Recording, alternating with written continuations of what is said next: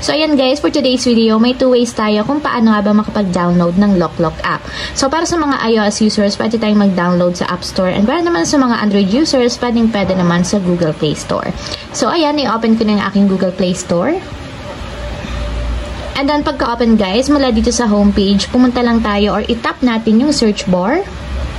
And then type natin sa search bar is yung LokLok.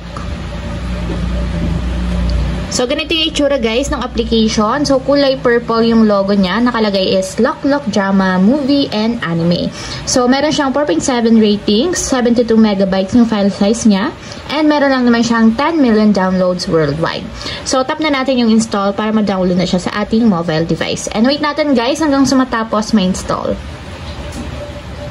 So, ayan guys, after ma-install, ganito yung lalabas. So, tap natin yung open para directly mapunta tayo sa pinakaang application. So, i-allow lang natin.